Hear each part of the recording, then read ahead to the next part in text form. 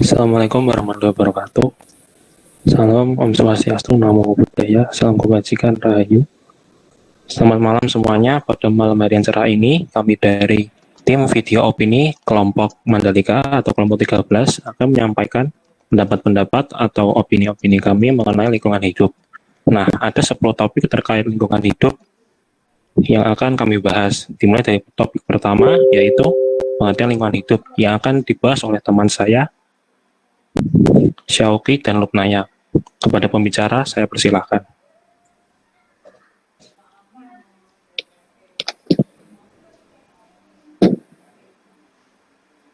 Nah, teman-teman, pasti kalian sudah nggak asing kan dengan lingkungan hidup.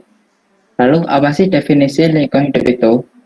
Nah, untuk lingkungan hidup bisa didefinisikan sebagai lingkungan yang terbentuk dari proses natural tanpa campur tangan manusia, yang terdiri atas sebagai sumber dari alam, baik berupa fisik, biologis, dan non-biologis. Untuk lebih jelasnya, saya arahkan ke Lupnaya. Oke, buat tambahan dari saya, lingkungan hidup merupakan kesatuan ruang dengan semua benda, daya, keadaan, dan makhluk hidup, termasuk manusia dan perilakunya yang mempengaruhi kelangsungan perkehidupan manusia dan kesejahteraan manusia serta makhluk hidup lainnya. Oke, terima kasih kepada pembicara yang topik selanjutnya yaitu mengenai jenis lingkungan hidup yang akan disampaikan oleh teman saya, Niken dan Laili. Kepada pembicara, saya persilahkan.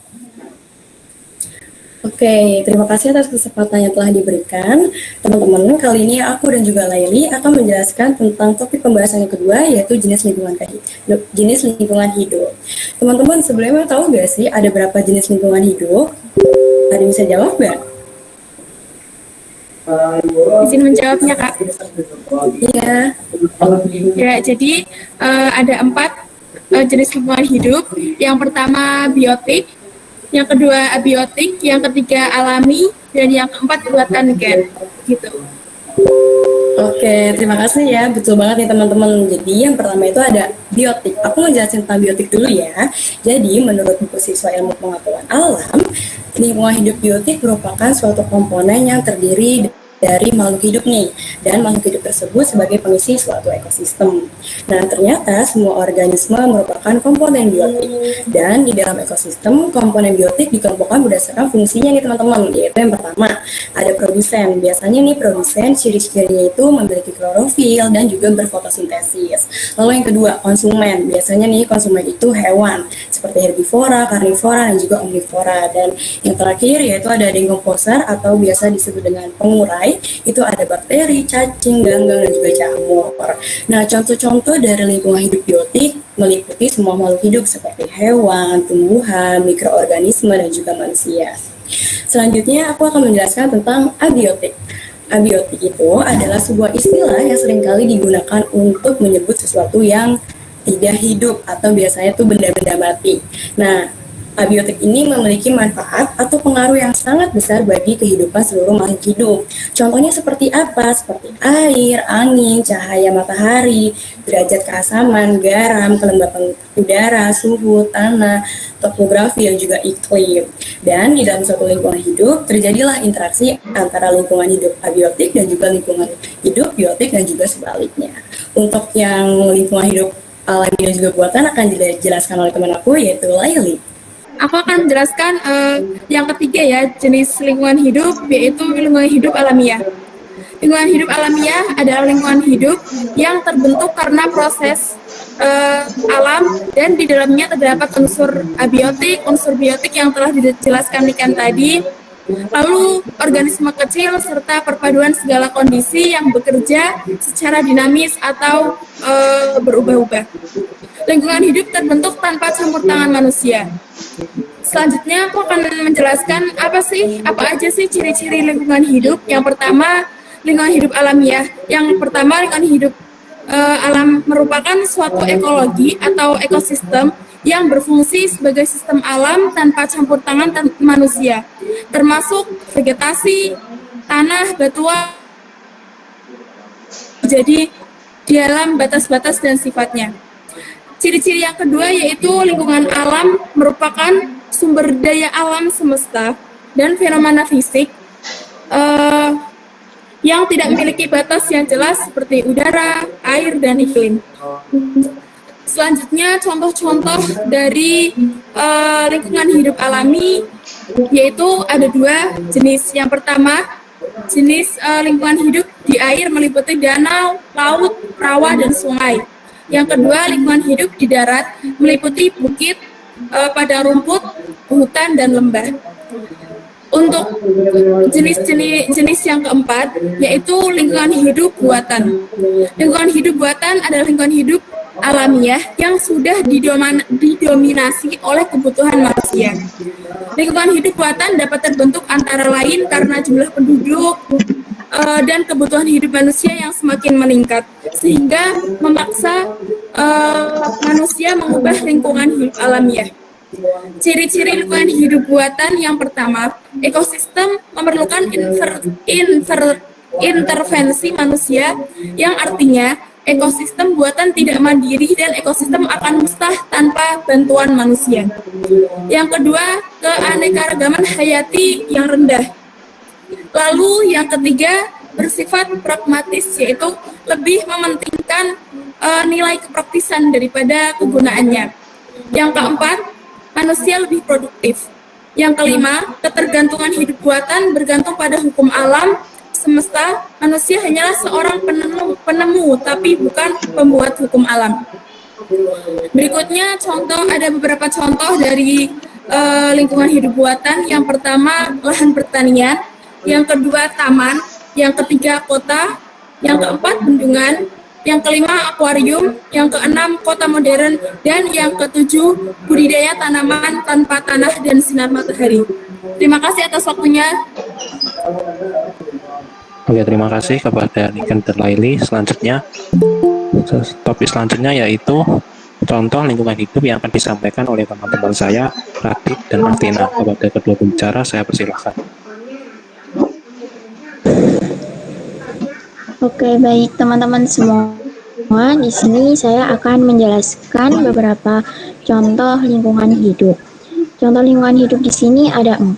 Yang pertama adalah lingkungan hidup biotik, lingkungan hidup abiotik, lingkungan hidup alami, dan yang keempat adalah lingkungan hidup buatan. Yang pertama adalah lingkungan hidup abiotik. Lingkungan hidup abiotik adalah semua lingkungan yang terdiri dari komponen-komponen makhluk hidup di permukaan bumi. Contohnya, manusia, hewan, dan tumbuhan. Yang kedua adalah lingkungan hidup abiotik. Lingkungan hidup abiotik adalah semua benda mati di permukaan bumi yang bermanfaat bagi kehidupan manusia dan makhluk lainnya. Contohnya, tanah, air, udara, dan sinar matahari. Terima kasih. Contoh selanjutnya akan dibawakan oleh teman saya.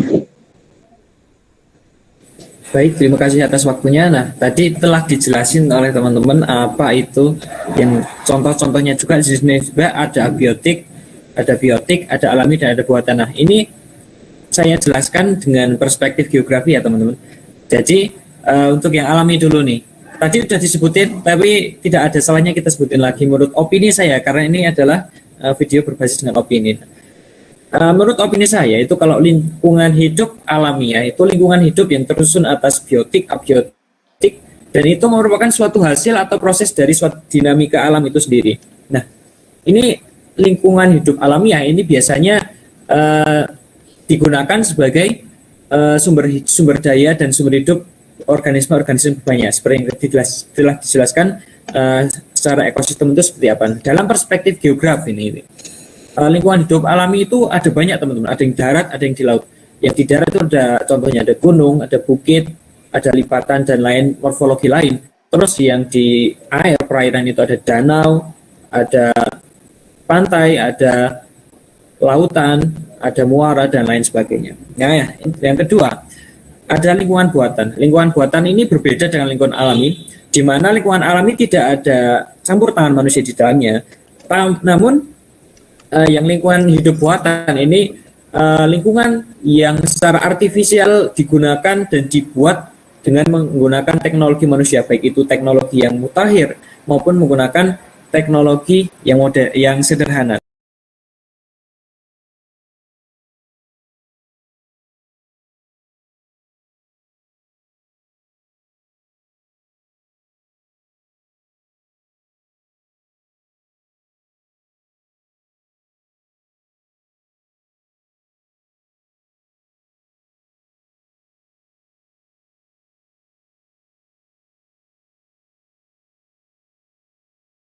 adalah tumbuhan-tumbuhan akan mati dan bumi ini akan gersang. Lalu impact apa lagi adalah tumbuhan-tumbuhan akan mati dan bumi ini akan gersang. Lalu impact apa lagi sih? Emang kenapa kalau tumbuhan mati itu gimana? Emang apa pengaruhnya buat kita? Ya banyak. Contohnya buat hewan-hewan yang ada di sekitar kita. Gimana sih kalau misal hewan-hewan itu cuma makan tumbuhan tersebut dan tumbuhannya nggak ada? Terus gimana cara dia mengkonsumsi makanan, cara dia bertahan hidup? Nah, disitulah dapat kita simpulkan bahwa tumbuhan itu sangat penting karena jika tidak ada tumbuhan tersebut, hewan itu tidak akan bisa bertahan hidup. Dan dari situ hewan-hewan satu persatu akan mati dan kita bisa melihat mana sih hewan yang bisa lebih kuat untuk bertahan hidup di dunia ini gitu. Jadi itu gambaran kecil aku mengenai pentingnya unsur abiotik untuk keberlangsungan hidup kita, dan akan dilanjutkan oleh teman saya Catherine untuk membahas tentang unsur biotik. Silakan Catherine. Terima kasih untuk rekan saya Nanda. Baik, saya akan melanjutkan penjelasan tentang unsur lingkungan hidup. Unsur lingkungan hidup yang kedua yaitu unsur biotik. Teman-teman mungkin tahu unsur biotik itu apa. Lebih lanjutnya saya akan jelaskan apa sih unsur biotik itu. Unsur biotik merupakan unsur lingkungan hidup yang terdiri atas makhluk hidup seperti manusia, hewan, tumbuhan, dan organisme kecil lainnya yang tidak dapat kita lihat dengan kasat mata. Unsur biotik ini terdiri atas tiga komponen. Tiga komponen. Yang pertama, autotrof yang berfungsi sebagai produsen, di mana ia mampu membuat makanan sendiri dan makanan untuk organisme lainnya dengan cara fotosintesis. Yang kedua, heterotrof yang berfungsi sebagai konsumen, di mana ia akan memanfaatkan bahan organik dari produsen untuk memenuhi kebutuhan hidupnya karena ia tidak mampu untuk membuat makanan sendiri. Dan yang ketiga, dekompores yang berfungsi sebagai pengurai karena ia bertugas mengurai sisa-sisa makhluk hidup yang sudah mati yang dimanfaatkan sebagai senyawa organik yang dapat menyuburkan tanaman dan tanah. Terima kasih, sekian dari saya. Kembali ke moderator.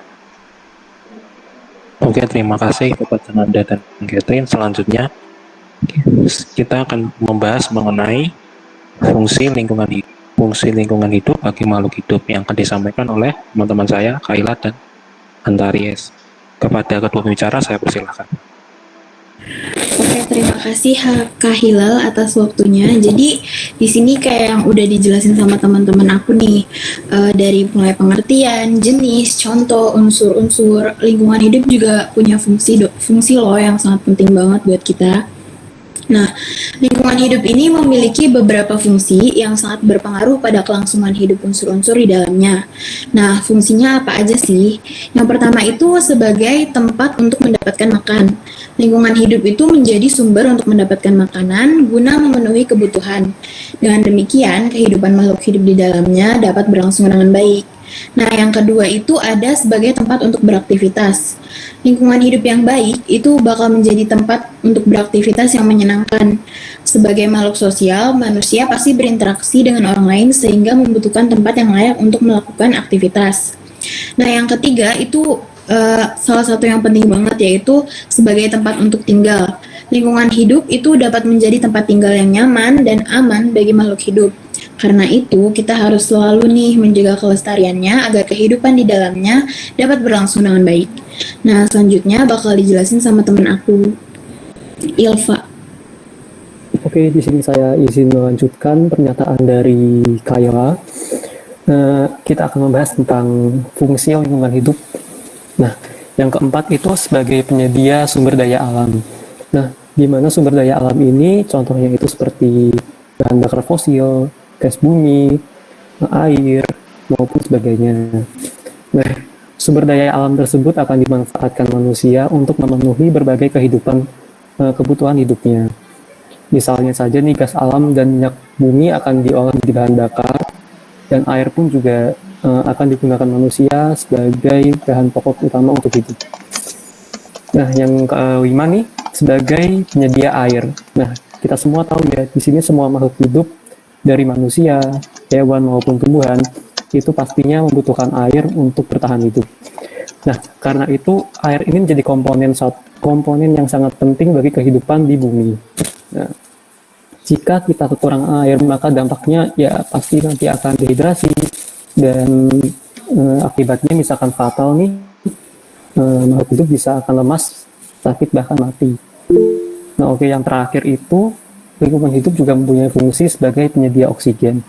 Nah, kita semua tahu nih, pasti semua makhluk hidup ya, tidak terkecuali manusia, itu pasti membutuhkan oksigen untuk hidup. Nah, untuk respirasi juga, bahkan juga untuk bernapas ya. Nah, sama halnya seperti air, jika kita kekurangan oksigen, maka hidup akan lemas, bahkan mati. Waktu dan tempat, saya persilakan untuk moderator.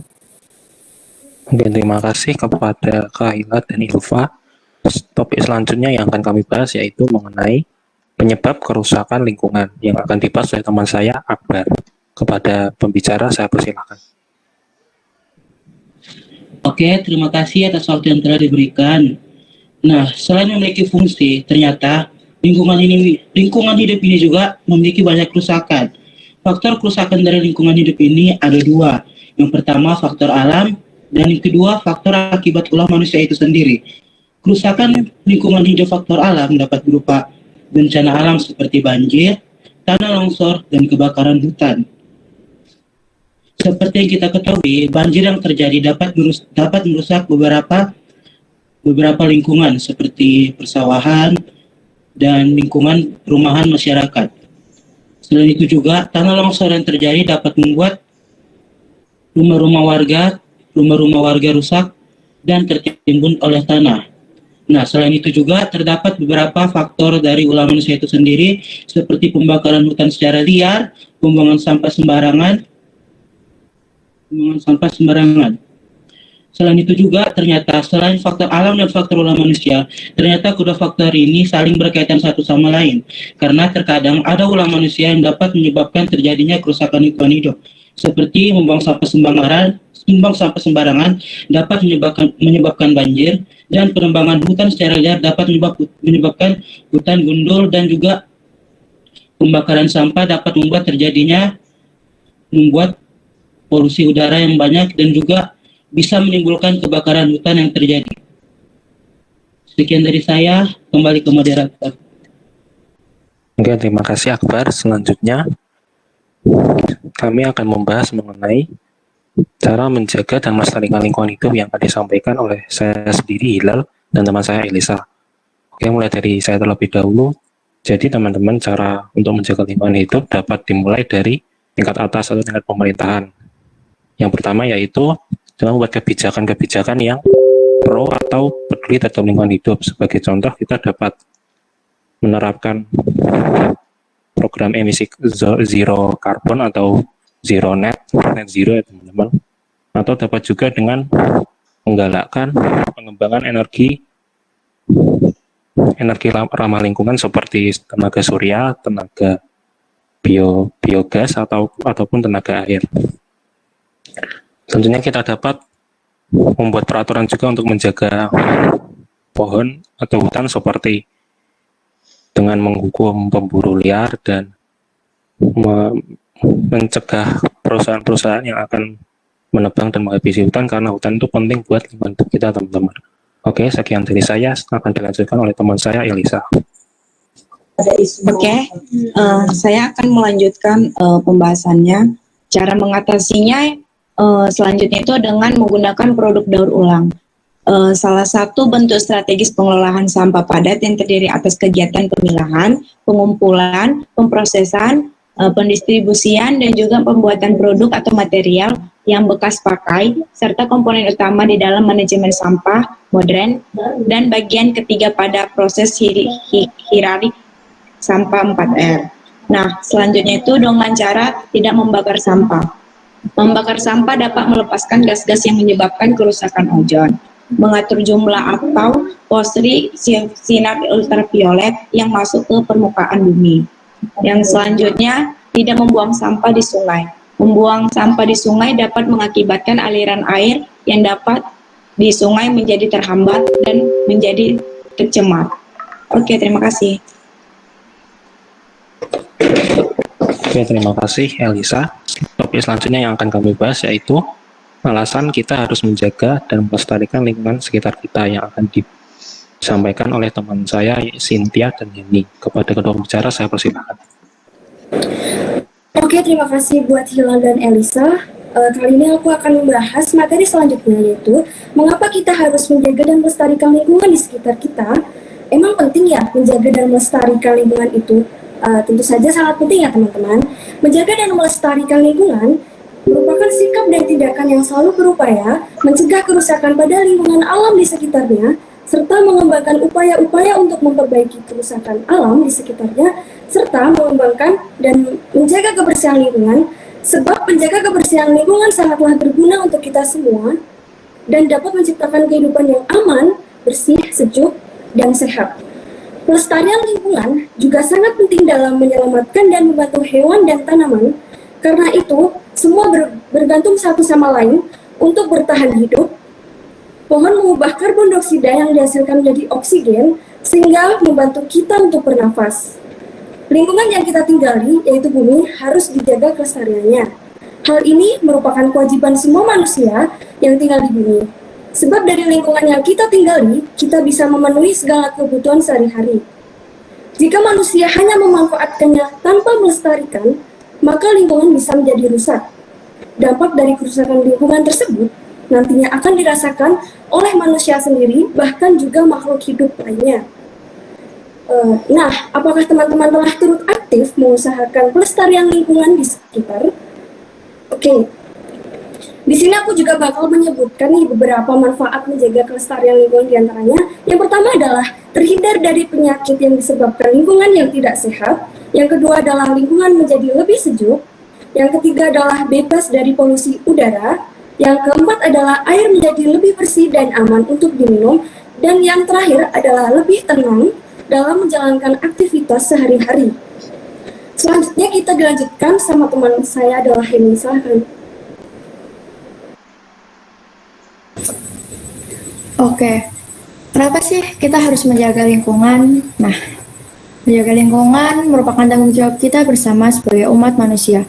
Banyak sekali sumber daya alam yang harus benar-benar kita jaga dan lestarikan demi kelangsungan hidup kita bersama kelak kemudian. Apabila manusia hanya memanfaatkannya tanpa ada pelestarian, maka yang terjadi adalah lingkungan yang rusak. Nah, dampak dari kerusakan itu pun nantinya akan dirasakan oleh manusia itu sendiri. Dengan menjaga alam juga akan menguntungkan kita sebagai manusia, karena kita akan terbebas dari penyakit yang mungkin saja timbul nantinya akibat kerusakan atau pencemaran lingkungan tadi. Terkait apa yang akan terjadi jika manusia tidak memelihara lingkungan akan dijelaskan oleh Putri dan Amara. Selanjutnya saya kembalikan ke moderator. Oke, terima kasih Cynthia dan Heni. Selanjutnya kami akan membahas mengenai apa yang akan terjadi jika manusia tidak memelihara lingkungan hidup, yang akan disampaikan oleh teman saya Putri dan Amara. Kepada kedua pembicara saya persilahkan.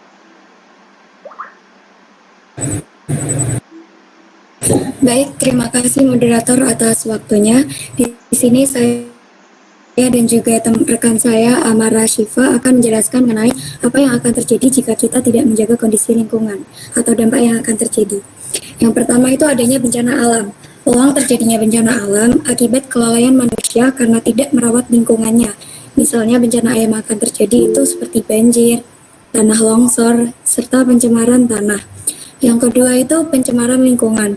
Kondisi yang kotor dapat mengakibatkan lingkungan menjadi tercemar. Pencemaran lingkungan ini akan berpotensi meracuni makhluk hidup yang ada di dalamnya. Kemudian dampak yang ketiga itu kerusakan lingkungan. Menjaga kelestarian lingkungan pada intinya adalah menjaga lingkungan agar tetap dalam kondisi baik. Ketika lingkungan tidak dijaga dengan baik, maka kerusakan lingkungan otomatis akan terjadi. Baik, penjelasan selanjutnya akan dijelaskan oleh rekan saya, Amara Syifa. Terima kasih. Oke, makasih Putri. Aku akan melanjutkan pemaparan yang disampaikan sama Putri. Yang selanjutnya atau yang nomor 4 adalah timbulnya berbagai penyakit. Teman-teman, kita semua tahu bahwa lingkungan yang kotor dapat memicu adanya sarang kuman dan juga virus yang nantinya juga dapat menimbulkan penyakit bagi manusia maupun makhluk hidup lainnya. Dan yang terakhir adalah persediaan sumber daya alam yang semakin berkurang. Nah, kita semua juga tahu ya bahwa kebiasaan kita sehari-hari itu terkadang terjadi tanpa kita sadari. Nah, misalnya adanya air yang sekarang ini persediaannya semakin langka karena adanya ulah manusia yang seringkali menebang pohon secara liar di hutan. Hal ini terjadi karena manusia tidak tahu bahwa sebenarnya hutan itu sebagai penyimpan cadangan air tanah.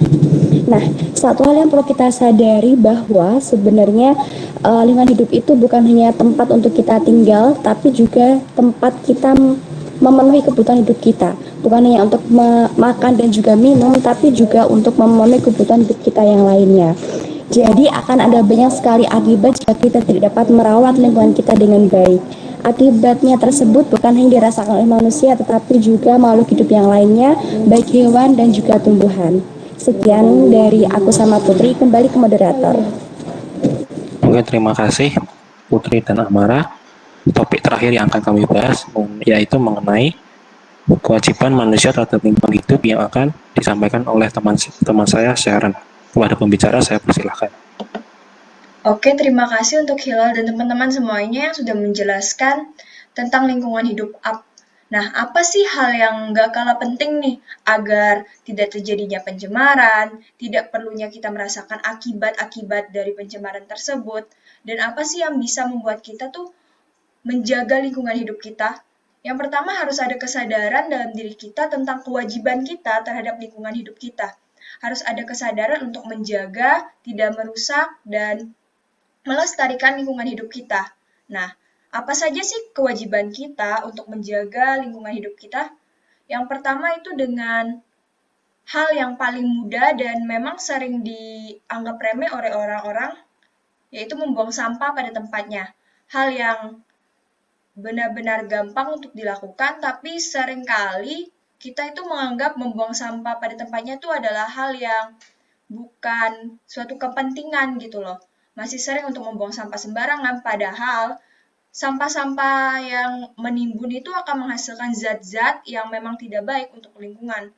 Yang kedua, dengan menebang pohon sembarangan atau memetik tanaman secara sembarangan. Kadang tangan kita usil nih, lagi jalan lihat, ada bunga bagus lalu kita petik, itu juga merupakan salah satu hal yang membuat kita itu tidak menjalankan kewajiban kita terhadap lingkungan dengan merusak lingkungan kita sendiri. Yang ketiga, kita juga bisa menjalankan kewajiban kita dengan mengurangi hal-hal yang menyebabkan polusi seperti polusi udara, polusi air, dan polusi tanah dengan mengurangi penggunaan kendaraan bermotor, menggunakan listrik secara hemat, dan juga mungkin tidak membuang sampah di sungai, jadi tidak terjadi pencemaran pada lingkungan. Baik, sekian dari saya kembali kepada moderator. Oke, terima kasih Sharon. Nah, bahasan kami pada kesempatan ini telah selesai teman-teman. Nah, berdasarkan opini-opini yang telah disampaikan oleh kami, dapat diambil kesimpulan yaitu bahwa setiap unsur-unsur dari lingkungan hidup baik biotik maupun abiotik dapat berdampak baik maupun buruk kepada manusia, hewan, dan tumbuhan, dan kepada semuanya ya intinya. Oke, jadi penting juga bagi kita untuk menjaga lingkungan hidup kita ya teman-teman. Oke, sekian dari kami. Apabila ada kesalahan baik dalam penyampaian kata, opini, ataupun yang lain, kami mohon maaf. Selamat malam, terima kasih. Wassalamualaikum warahmatullahi wabarakatuh.